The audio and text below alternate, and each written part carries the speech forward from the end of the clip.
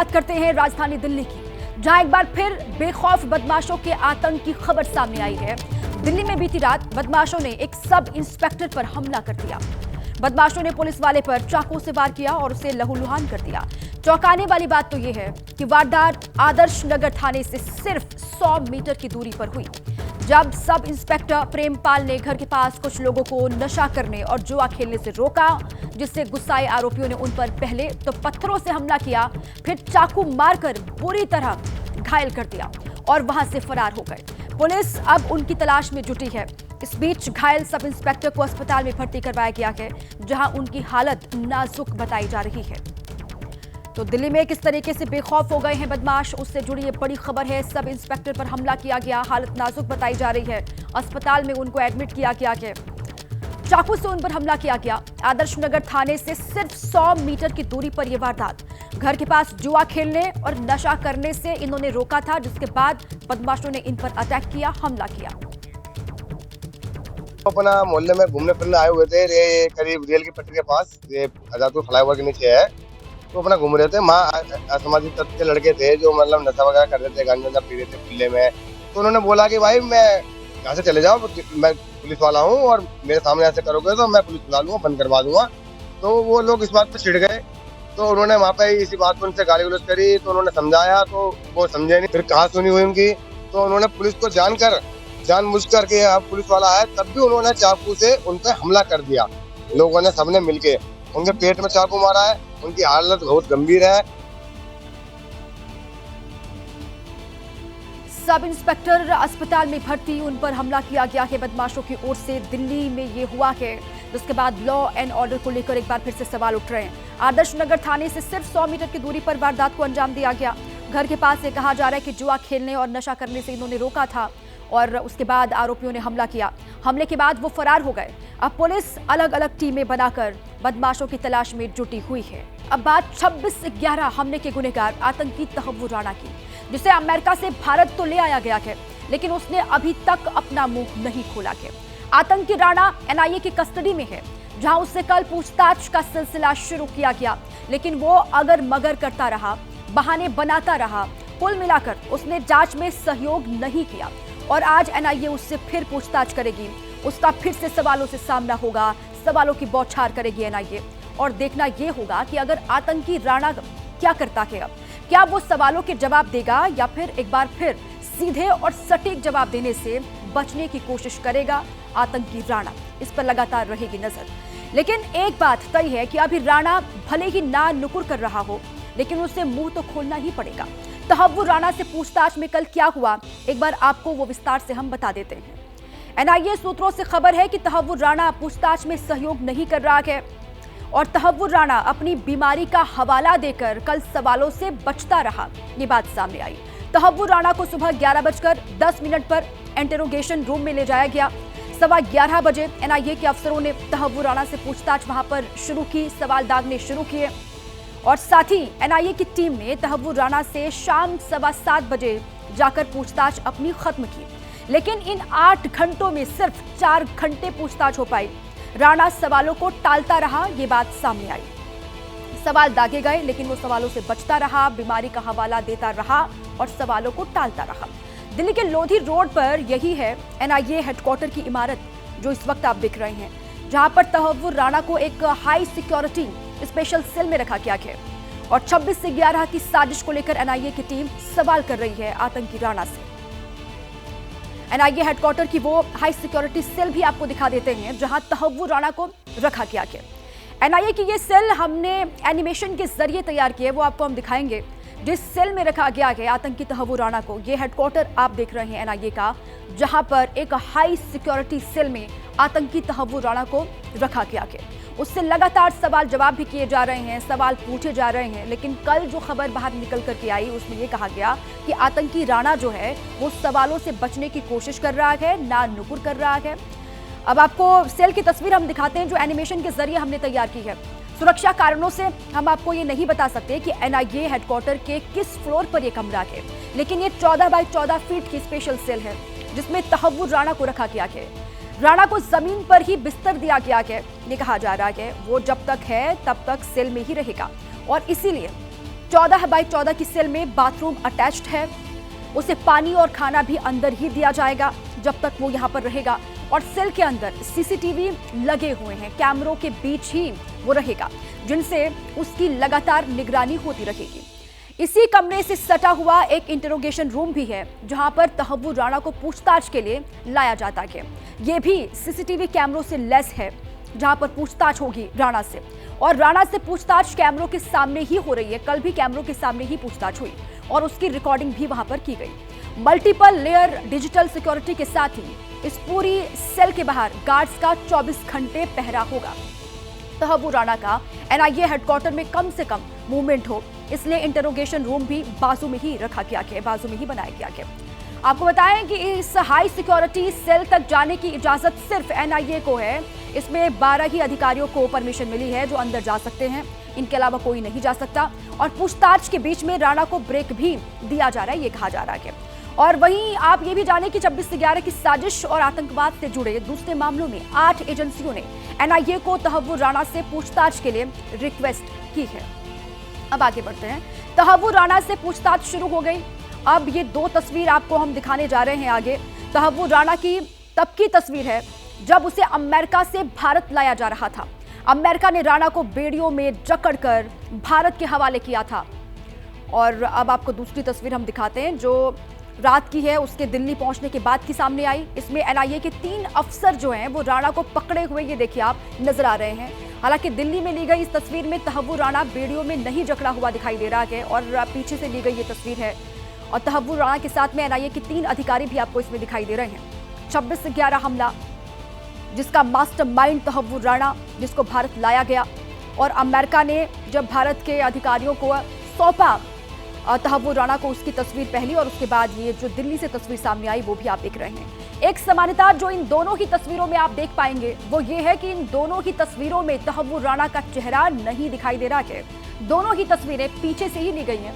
कई बार एजेंसियां इसलिए भी इसमें बहुत सावधानी रखती हैं क्योंकि दुनिया में आतंकियों को पोस्टर बॉय बनाने का भी एक ट्रेंड रहा है और भारत में भी ऐसा पहले कई मर्तबा हो चुका है और इसे ध्यान में रखते हुए ये किया गया होगा।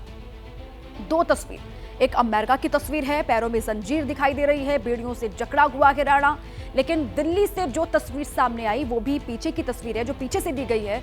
और इसमें ये जरूर दिख रहा है कि वो बेड़ियों में तो नहीं है, लेकिन एनआईए के 3 अधिकारी उसके साथ हैं इन तस्वीरों में। देखिए, अमेरिका की अदालत से 5 साल पहले मिली राहत कैसे तहव्वुर राणा के लिए आफत बनकर अब उसे यहां ले आई है। अगर 2020 में तहव्वुर राणा को अमेरिकी अदालत ने बीमारी की वजह से रिहा नहीं किया होता, हो सकता था कि उसका प्रत्यर्पण इस वक्त जो है वो नहीं हो पाता। पहले तहव्वुर राणा की 2 अलग अलग तस्वीरें आपको दिखाते हैं, फिर रिहाई और प्रत्यर्पण की थ्योरी के बारे में आपको विस्तार से बताएंगे आगे। पहली तस्वीर तब की है जब 9 अप्रैल को राणा को अमेरिकी सुरक्षा एजेंसियां एयरपोर्ट लेकर के पहुंची थी। आपको हम दिखा रहे हैं, ये देखिए आप। और एयरपोर्ट लेकर के जब टीम पहुंची, अमेरिकी मार्शल्स पहुंचे, उस वक्त की तस्वीर है। और इस तस्वीर में राणा के कमर और पैरों में बेड़ियां साफ तौर से आपको दिखाई दे रही हैं। अमेरिकी कानून के हिसाब से जो कैदी होते हैं उन्हें बेड़ियां पहनाई जाती हैं, ये वहां का कानून है और उसी नियम को यहां पर फॉलो किया गया आतंकी राणा के साथ भी। टीवी स्क्रीन पर ये 2 तस्वीर आप देख रहे हैं। अब जब तहव्वुर राणा भारत आ चुका है तो उसको लेकर सियासी रण भी यहां पर छिड़ किया गया है। क्रेडिट लेने की, श्रेय लेने की होड़ हिंदुस्तान में शुरू हो गई है।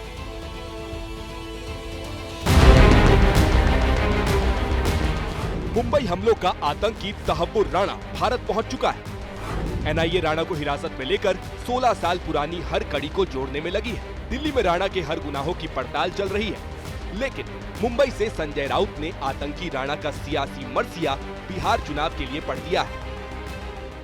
तो राणा को लाया है, अच्छी बात है, लेकिन अब राणा फेस्टिवल मत करिए। हमें पूरा भरोसा है ये राजनीति कर रहे हैं और बिहार चुनाव से पहले राणा को फांसी पर लटका देंगे और पूरे देश में डंका पिटाएंगे, देखो राणा को हमने फांसी दी। राउत ने सियासी गेंद बिहार की तरफ फेंकी तो मोर्चा संभालने बीजेपी के फायर ब्रांड नेता और केंद्रीय मंत्री गिरिराज सिंह सामने आए।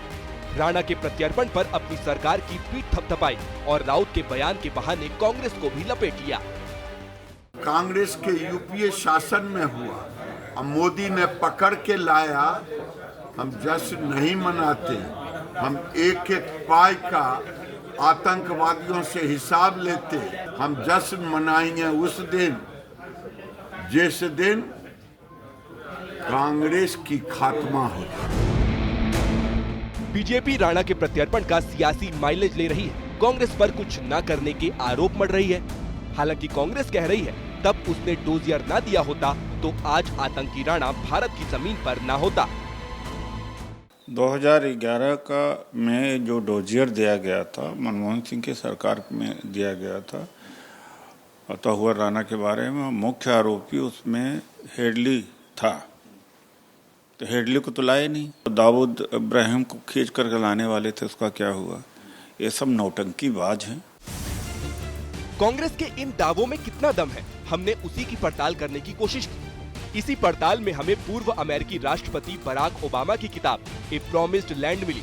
इस किताब में ओबामा ने करीब 1500 शब्द अपनी 2010 की भारत यात्रा पर भी खर्च किए हैं। इस किताब में बराक ओबामा ने मनमोहन सिंह, सोनिया गांधी और राहुल गांधी से मुलाकात के बारे में बताया। मुंबई हमलों को लेकर मनमोहन से एकांत में हुई बात का जिक्र करते हुए ओबामा ने लिखा, पूर्व भारतीय प्रधानमंत्री मनमोहन सिंह मुंबई के 26/11 हमलों के बाद पाकिस्तान के खिलाफ कार्रवाई करने से बच रहे थे। हालांकि इसका उन्हें राजनीतिक नुकसान भुगतना पड़ा। मनमोहन सिंह ने इस बात पर चिंता जताई थी कि मुस्लिम विरोधी भावनाएं बढ़ रही हैं, जिससे बीजेपी की ताकत बढ़ रही है। जिस किताब में ओबामा ने ये चौंकाने वाले खुलासे किए हैं, उसी किताब में मनमोहन सिंह को बुद्धिमान और शालीन भी बताया है, जिसका जिक्र कांग्रेस कई बार करती है। लेकिन इसी किताब में मुंबई हमलों को लेकर जो बातें लिखी है, वो फिलहाल कांग्रेस को बैकफुट पर ले आई है। राणा को इंटेरोगेट करने के लिए भी इजाज़त नहीं दी गई थी और ओबामा ने अपनी किताब में लिखा है साफ तौर पे कि जो यूपीए सरकार थी वो किसी प्रकार से कोई कार्रवाई नहीं करना चाहती थी ये मुंबई हादसे को लेकर। वो वास्तव में दर्शाना चाहते थे कि ये किस्म से हिंदू टेररिस्ट एक्शन एक्ट है। अगर आप देखो ये 10 जो आतंकी मारे गए, जिसमें कसम भी पकड़ा गया था, उन्होंने सब मौली पहनी हुई थी जो हिंदुस्तानी पहनते हैं, और अगर वो भी मारा जाता, पकड़ा नहीं जाता, तो उन्होंने कहना था ये हिंदू टेररिस्ट है जिन्होंने ये कार्रवाई की है और यूपीए सरकार इसको ब्लो अप करती। शिवसेना उद्धव के संजय राउत पहले ही तहव्वुर राणा की एंट्री बिहार चुनाव में करवा चुके हैं। वहां विपक्ष में आरजेडी और कांग्रेस है, जो मुंबई हमलों के दौरान केंद्र की सत्ता में थे। तहव्वुर के प्रत्यर्पण का सियासी टीजर रिलीज हो चुका है और चुनावी पिक्चर भी हिट होने की पूरी संभावना है। और बात वक्फ कानून पर बचे कोहराम की। बंगाल में एक बार फिर हिंसा हुई है और उस पर राज्यपाल ने सीएम ममता बनर्जी से बात की है। राज्यपाल सीवी आनंद बोस ने कहा है कि उपद्रवियों के खिलाफ सख्त कार्रवाई की जाएगी। राज्यपाल ने सीएम ममता बनर्जी से राज्य के ताजा हालात को लेकर बात की है। राज्यपाल ने कड़ी कार्रवाई के निर्देश देते हुए कहा कि किसी को कानून को हाथ में लेने का अधिकार नहीं है। लोकतंत्र में विरोध का स्वागत है, लेकिन हिंसा का नहीं, ये उनकी ओर से कहा गया है। वक्फ कानून को लेकर बंगाल में बवाल लगातार जारी है। अलग अलग इलाकों में किस तरीके से विरोध किया जा रहा है। राज्यपाल ने सीएम ममता बनर्जी से बात की है और ताजा हालात को लेकर उनसे जानकारी हासिल की है। I have been receiving disturbing reports about some people taking law and order in their hands in some parts of Bengal. Protest is welcome under democracy, but not violence. Public order cannot be disturbed and the people's lives cannot be tampered with in the name of protest. Very strong action will be taken against the miscreants on receipt of information about certain troubles likely to brew in certain parts of Bengal. There was a confidential discussion between the governor and the chief minister. All action will be taken against miscreants. Nobody will be allowed to take the law in their hands. Bengal deserves peace. Bengal will get peace. No doubt about that. पश्चिम बंगाल में वक्फ के नाम पर बवाल लगातार जारी है। तस्वीर आपको दिखाते हैं दक्षिण 24 परगना जिले के आमतला की, जहां सैकड़ों की भीड़ ने पुलिस की गाड़ी को घेर लिया और उस पर पथराव शुरू कर दिया। गाड़ी के सारे शीशे वहां पर तोड़ डाले गए। ये तस्वीर आप देख रहे हैं। जिस इलाके में दिन दहाड़े ये सब हुआ वो डायमंड हार्बर लोकसभा क्षेत्र में आता है और जहां से ममता बनर्जी के भतीजे अभिषेक बनर्जी टीएमसी के सांसद। बवाल की एक और तस्वीर आपको हम दिखाते हैं, ये भी पश्चिम बंगाल से ही सामने आई। एक बार फिर मुर्शिदाबाद में हिंसा भड़क गई और यहां सूती इलाके में जुमे की नमाज के बाद मुस्लिम समुदाय के लोग सड़क पर उतरे बहुत बड़ी तादाद में, और उत्तर और दक्षिण बंगाल को जोड़ने वाले हाईवे को जाम कर दिया गया। वहां पर मौके पर पुलिस पहुंची तो भीड़ ने पथराव पुलिस पर ही शुरू कर दिया। ऐसे में पुलिस ने भी जवाब में आंसू गैस के गोले यहां पर दागे। इससे पहले 8 अप्रैल को भी मुर्शिदाबाद के जंगीपुर में हिंसा हुई थी, वो आप जानते हैं, भारी हिंसा हुई थी। पुलिस की गाड़ियों को आग के हवाले कर दिया गया था, पुलिस पर पथराव शुरू कर दिया गया था। वक्फ कानून के विरोध के नाम पर पश्चिम बंगाल में हिंसक घटनाएं लगातार जारी हैं, थमने का नाम नहीं ले रही है। ऐसे में ममता सरकार को घेर रही है बीजेपी कानून व्यवस्था को लेकर। आईपीएल 2025 में कोलकाता नाइट राइडर्स ने चेन्नई सुपर किंग्स को उसी के घर में 8 विकेट से मात दी। चेन्नई सुपर किंग्स की पूरी टीम सिर्फ 103 रन ही बना पाई, जो कि चेन्नई में टीम का ये सबसे कम स्कोर है। केकेआर ने सिर्फ 10 ओवर में 107 रन बनाकर 8 विकेट से मैच जीत लिया। चेन्नई की टीम की बल्लेबाजी पूरी तरह फ्लॉप रही। दोनों ओपनर सचिन रविंद्र और डेवोन कॉनवे फेल रहे। पावर प्ले में टीम सिर्फ 31 रन ही बना पाई। चेन्नई सुपर किंग्स की टीम को एक भी बड़ी पार्टनरशिप नहीं मिली। धोनी खुद 9वें नंबर पर बैटिंग करने के लिए आए और 4 बॉल पर सिर्फ 1 रन बनाकर आउट हो गए। चेन्नई पर कोलकाता की टीम ने पहले बॉल से ही दबदबा बना लिया था। सुनील नारायण ने 3 तो वरुण चक्रवर्ती और हर्षित राणा ने 2-2 विकेट लिए। उसके बाद में कोलकाता की टीम ने 104 रन का लक्ष्य 59 गेंद शेष रहते ही हासिल कर लिया। कोलकाता की तरफ से सुनील नारायण ने सबसे ज्यादा 44 रन बनाए। महेंद्र सिंह धोनी ने चेन्नई में 683 दिन बाद फिर टीम की कप्तानी संभाली। इसी के साथ 43 साल के धोनी ने आईपीएल के सबसे उम्रदराज कप्तान का रिकॉर्ड भी अपने नाम कर लिया है।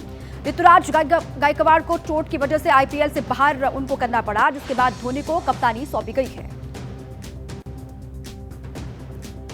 आईपीएल में आज पहला मुकाबला लखनऊ सुपर जॉयंट्स और गुजरात टाइटंस के बीच में है। ये मैच दोपहर 3:30 बजे से लखनऊ में खेला जाएगा।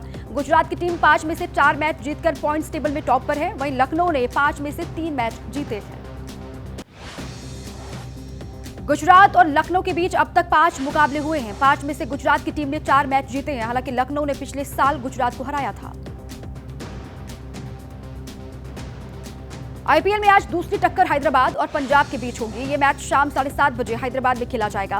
पंजाब ने अब तक 4 में से 3 मैच जीते हैं, वहीं हैदराबाद की टीम 5 में से 4 मैच हार चुकी है। हैदराबाद और पंजाब के बीच कुल 23 मुकाबले हुए हैं। 23 में से 16 मैच हैदराबाद की टीम ने जीते हैं, वहीं 7 मैच पंजाब को जीत हासिल हुई है। पिछले साल हैदराबाद ने 2 बार पंजाब को हराया था। हैदराबाद सनराइजर्स टीम के ओपनर ट्रेविस हेड ने रोहित शर्मा की तारीफ की। हेड ने रोहित को व्हाइट बॉल में सबसे खतरनाक ओपनर बताया। हेड ने यह भी कहा कि वो रोहित शर्मा के साथ पारी शुरुआत करना चाहते हैं, इसमें बहुत मजा आएगा। राजस्थान के कप्तान संजू सैमसन एबीपी न्यूज से खास बातचीत में अपनी टीम की वापसी का दावा उन्होंने किया है। संजू ने कहा कि टीम को अपनी ताकत और कमजोरी के बारे में पता होना चाहिए और हमें है। राजस्थान की टीम ने इस सीजन में 5 में से अब तक सिर्फ 2 मैच ही जीते। ऑरेंज कैप पर लखनऊ के निकोलस पूरन का कब्जा बरकरार है। 5 मैच में पूरन के 288 रन है। दूसरे स्थान पर 273 रन के साथ गुजरात के साई सुदर्शन है, तो तीसरे स्थान पर लखनऊ के मिचेल मार्श है। पॉइंट्स टेबल में गुजरात की टीम 8 अंक के साथ नंबर 1 पर बनी हुई है। लगातार 4 मैच जीतकर दिल्ली की टीम दूसरे स्थान पर, क्योंकि उसका रन रेट गुजरात से थोड़ा कम है। तीसरे नंबर पर विराट कोहली की आरसीबी डटी हुई है। कुदरत का कालचक्र इसलिए क्योंकि बीते कुछ दिनों से देश में जिस तरह बेमौसम बारिश हो रही है, ओले गिर रहे हैं, आंधी तूफान आ रहे हैं, वो एक और तो कहर बरपा रहे हैं, तो दूसरी ओर ये सवाल भी उठा रहे हैं कि क्या मौसम में ये बदलाव कुदरत का वो इशारा है जिसे अगर अभी नहीं समझा गया तो शायद बहुत देर हो जाएगी। इस खास पेशकश में हम इसका विश्लेषण करेंगे, लेकिन पहले आपको दिल्ली पर पड़ी मौसम की मार की तस्वीरें और खबर हम बता देते हैं। कल देर शाम को दिल्ली में तेज आंधी चली और कई जगह पेड़ उखड़कर गिर गए और मकानों की दीवारें भी गिर गई, छज्जे गिर गए, जिसमें एक व्यक्ति की मौत हो गई तो कई लोग जख्मी बताए जा रहे हैं। ये तस्वीरें जो आप इस वक्त देख रहे हैं उनमें से एक दिल्ली के राजेंद्र नगर की तस्वीर है, जहां तेज आंधी की वजह से पेड़ का एक हिस्सा और बिजली का खंभा एक साथ गिरने से हड़कंप मच गया। 2 लोग इसमें जख्मी बताए जा रहे हैं और हादसे में 5 गाड़ियां क्षतिग्रस्त हो गई। तो वहीं मधु विहार इलाके में एक निर्माणाधीन मकान की दीवार गिरने से एक व्यक्ति की मौत हो गई, जबकि 2 लोग इसमें घायल बताए जा रहे हैं। करोल बाग में भी तेज हवा की वजह से एक मकान का छज्जा गिर गया, जिसकी चपेट में आने से 13 साल का बच्चा घायल बताया जा रहा है। ये 3 तस्वीर आपको हम दिखा रहे हैं। दिल्ली में किस तरीके से मौसम की दोहरी मार पड़ी है, ये उसी की गवाही 3 तस्वीरें आपको दे रही हैं। राजेंद्र नगर की तस्वीर है, मधु विहार की तस्वीर और करोल बाग की तस्वीर। अब देखिए, सवाल यह है कि अप्रैल में इस कदर आंधी तूफान आना, बारिश और ओले गिरना क्या सामान्य है? क्या ऐसा हर साल होता है? तो जवाब है नहीं। मैदान से लेकर पहाड़ तक अचानक आई आफत की जो तस्वीरें देश ने देखी, उसकी आदत डालनी पड़ेगी, क्योंकि मौसम के जानकार कह रहे हैं कि अब यही न्यू नॉर्मल है। वो इसलिए क्योंकि धरती का बैलेंस बिगड़ गया है और चिंता की बात यह है कि बिगड़े हुए बैलेंस की सबसे बड़ी कीमत भारत को चुकानी पड़ रही है। ऐसा क्यों, ये समझने के लिए हमारी ये रिपोर्ट आपको देखनी चाहिए।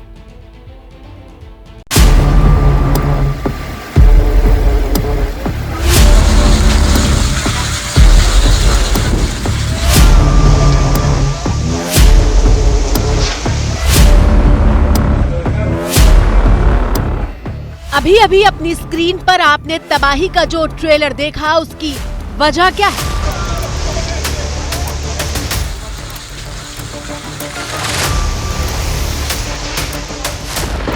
क्या आसमान से मौत इसलिए बरस रही है क्योंकि समंदर उबल रहा है?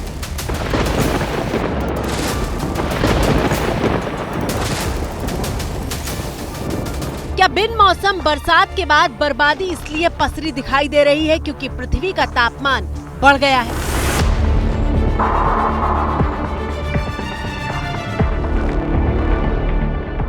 हर किसी को बदलते मौसम और उसके साइड इफेक्ट की दहशत महसूस हो रही है।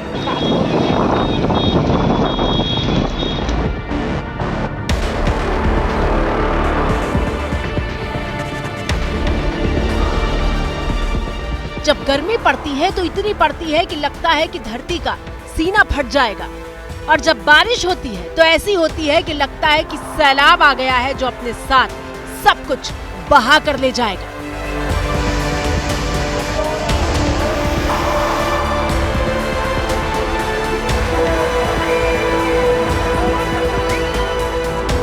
ऐसा हो रहा है क्योंकि कुदरत का काल चक्र बदल गया है।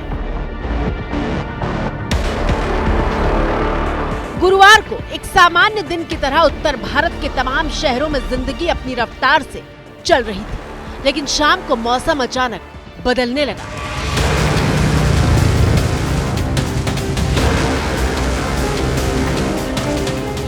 ऐसा बदला कि पहले तो आसमान में धूल का गुबार छा गया और फिर सड़क पर मौजूद गाड़ियों का आगे बढ़ना नामुमकिन साबित होने लगा।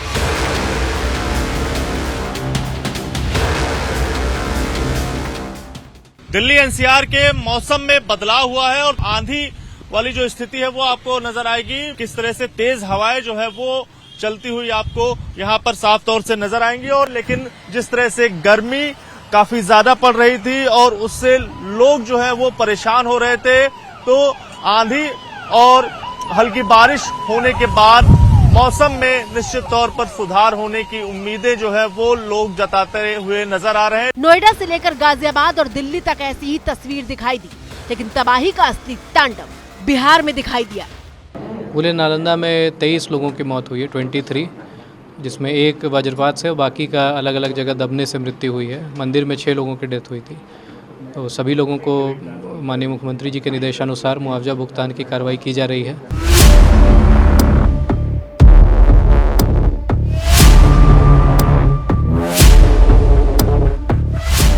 तस्वीरें बिहार के नवादा की हैं, जहां तेज आंधी ने दिन में रात का अंधेरा कर दिया था। हवा की रफ्तार इतनी तेज थी कि सड़क पर गाड़ियों की रफ्तार में ब्रेक लग गया था।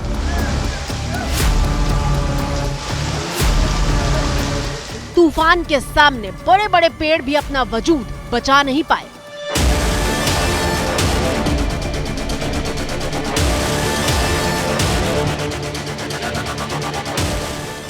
सबसे बड़ी मार किसानों पर पड़ी, जिनकी खेत में तैयार खड़ी गेहूं की फसल पूरी तरह बर्बाद हो गई।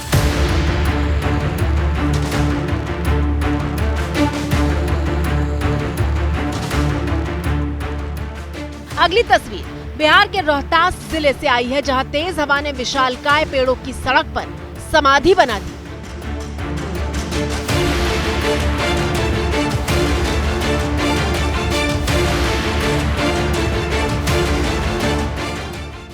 कहीं पेड़ उखड़े तो कहीं बिजली के खंभे गिर पड़े, और यहाँ भी मुसीबत किसानों की हुई, जिनकी मेहनत पर बारिश ने पानी फेर दिया।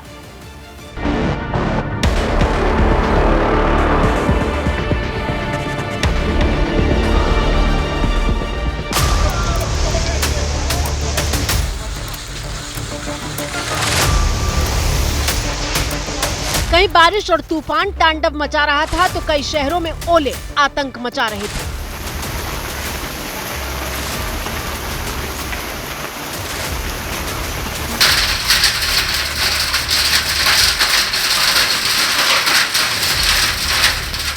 मध्य प्रदेश के मुरैना में तो पूरे 5 मिनट तक आसमान से ओले बरसते रहे।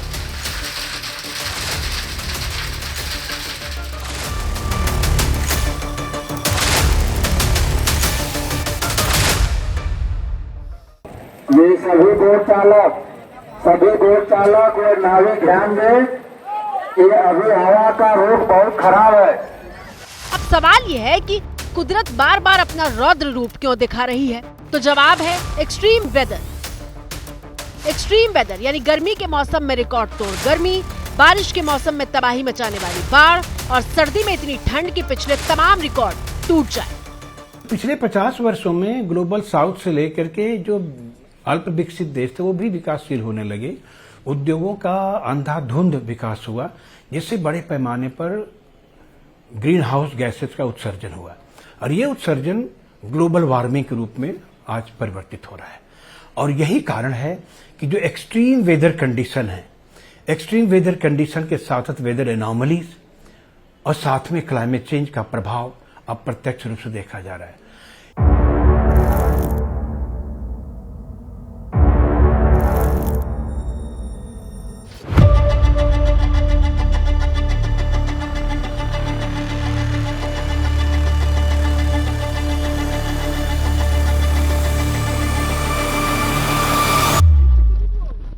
लेकिन अब आप कहेंगे कि ना तो अभी भयानक गर्मी का मौसम है और ना ही सर्दी और ना ही बारिश, तो फिर ऐसा क्यों हो रहा है? दरअसल एक्सट्रीम वेदर के साथ साथ धरती पर जलवायु परिवर्तन की भयानक मार पड़ी है।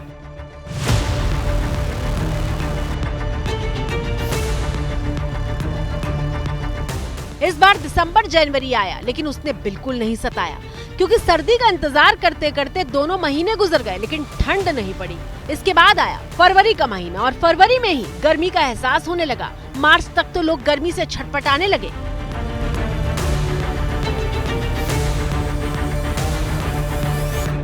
अड़तीस से 40 डिग्री पारा चल रहा है।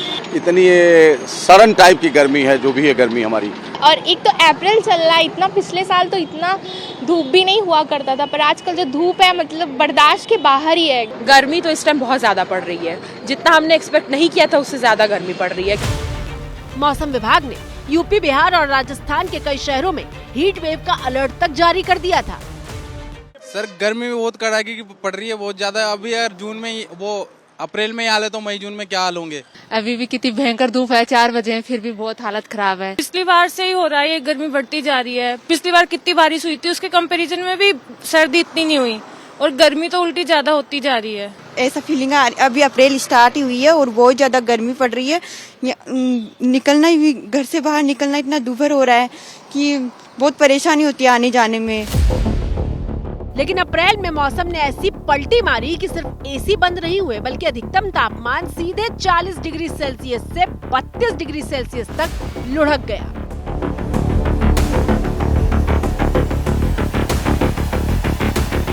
इस वक्त दिल्ली में धूल और मिट्टी भरी आंधी जो है वो आ रही है। कल भी कुछ यही अंदाज मौसम का था और आज भी कुछ यही अंदाज है।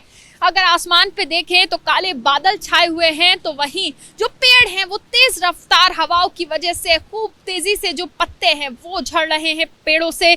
और इस वक्त मौसम विभाग की जानकारी के हिसाब से जो हवाएं हैं वो 40 से 60 किलोमीटर प्रति घंटे की रफ्तार से वो चल रही हैं। और इस वक्त धूल और मिट्टी भरी आंधी जो है दिल्ली एनसीआर में देखी जा रही है, ज्यादातर इलाकों में देखी जा रही है।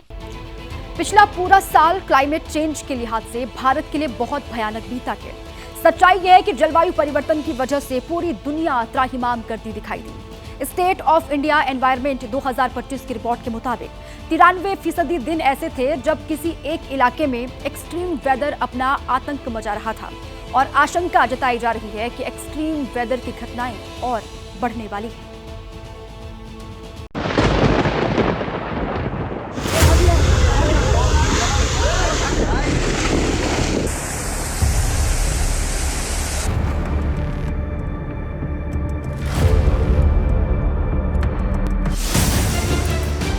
साल 2024 जब ना तो मैदान मौसम की मार से बच पाया और ना ही पहाड़ ही खुद को सुरक्षित रख पाया था। ये ट्रक पूरा बाढ़ में रे, वो ट्रक गया ना, ट्रक नहीं है, कुछ अलग है। वो कुछ रहा होगा यार, वो पूरा दुकान गया, उनका फर्नीचर दुकान। राजस्थान से लेकर गुजरात तक को सैलाब में डूबते हुए देखा गया।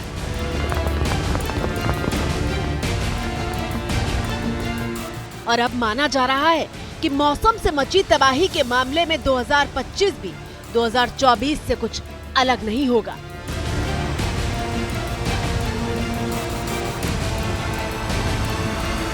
बादल फटा है और काफी भयानक दृश्य आप देख रहे हैं, कैसे गधे तूफान। आपकी स्क्रीन पर मौजूद तस्वीरें उत्तराखंड के चमोली से आई हैं, जहां बादल फटने के बाद आवाज में दहशत साफ महसूस की जा रही है। देख सकते हैं ये बादल फटा है। चमोली में बद्रीनाथ नेशनल हाईवे पर मलबा आने के बाद रास्ता पूरी तरह से बंद हो गया है।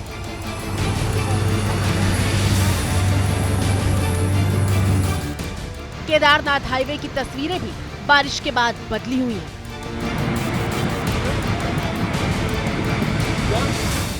कुल मिलाकर कहने का मतलब यह है कि जिस भारी बारिश से मचने वाली तबाही की तस्वीरें और रिपोर्ट आमतौर पर जुलाई अगस्त के महीने में दिखाई देती थी, वैसी अप्रैल महीने में ही सामने आ रही हैं। तो फिर आगे क्या होगा?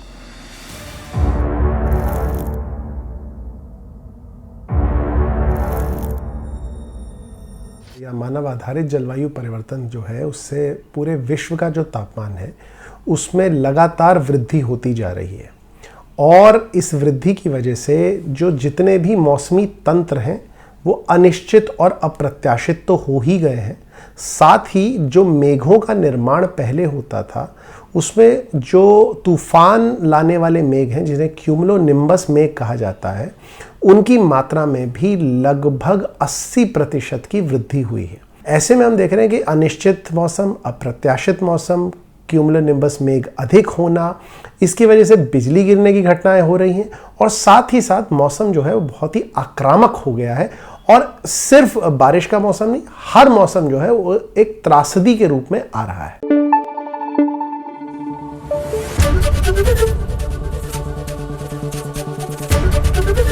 एबीपी न्यूज आपको रखे आगे।